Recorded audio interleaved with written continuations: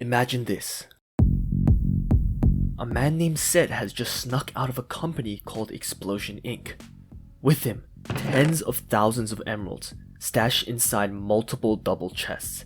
Seth's mouth waters just at the thought of being able to spend it all on a massive mansion with a lake view. But these extravagant purchases will no doubt raise suspicion, and villagers will eventually confront him with the simple question of how? Seth has limited days before the villagers within Explosion Inc. realize the missing funds. And if he wants to spend his fortunes, he needs to launder his money. So welcome to Minecraft Financial Crime, and welcome to Money Laundering Explained through Minecraft. Disclaimer, this video is just education. If you get caught money laundering, this video never happened. So to begin, let's explore the purpose of money laundering. When someone like Seth acquires a ton of money in an illegal way, there's just no way for him to splurge without raising suspicion. Sure, he could just buy bread and small items for the rest of his life, but that's not why he stole tens of thousands of emeralds.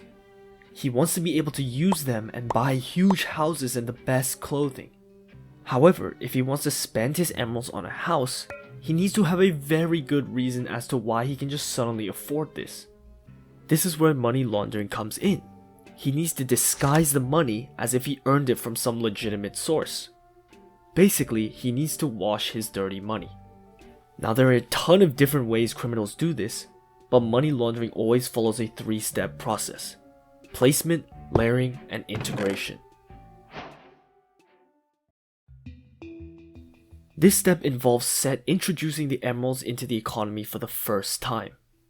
This will disassociate the emeralds from the heist and allow him to deposit funds and use them for the next step.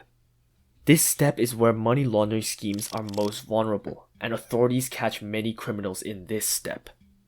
Now, some strategies that Seth might use are splitting the emeralds and depositing them into different bank accounts. That way the amount being deposited is spread out and much smaller, making it less suspicious. This also makes the money a lot less traceable. Now, another method to utilize is a front company. This is basically a company that pretends to be a normal business, but underneath they are the medium for criminal activities. These businesses usually pretend to be establishments that have a lot of money cycling through them, like a restaurant or a laundromat.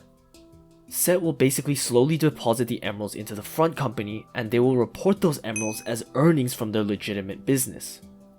They also usually blend it in with real business transactions as to make it even less suspicious. Now that the money has been placed into the economy, Seth can move to the next step. Layering involves sending the placed money through multiple different transactions. That way the real origin of the money is shrouded.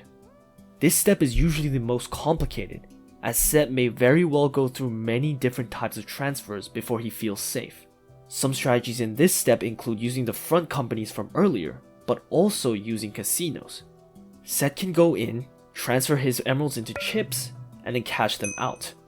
And it will make it seem like he earned his fortunes through gambling.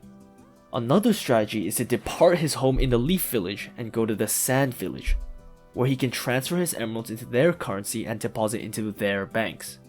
Usually these criminals are going to countries with much more relaxed policies. That way they can move around the money a lot easier. This puts many layers of possible legitimate ways Seth earned his emeralds on top of each other, obscuring the true origin of where he got it from. Once Seth feels safe, he can move on to the next step.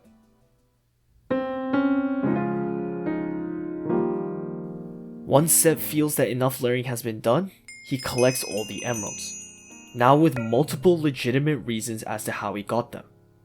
He returns to the Leaf Village with his clean money and is now able to spend it without raising much suspicion. At this point, many criminals like Seth will choose to buy expensive items or invest it in legal institutions to finally fully cover up their tracks.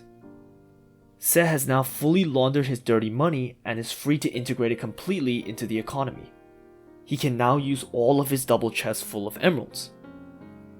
So in the end, these three steps are what all financial crimes must go through in order to have usable money. Now what this means is that money laundering is a very common process. with an estimated amount of money laundered each year being 2 to 5% of the global GDP, or 800 billion to 2 trillion US dollars.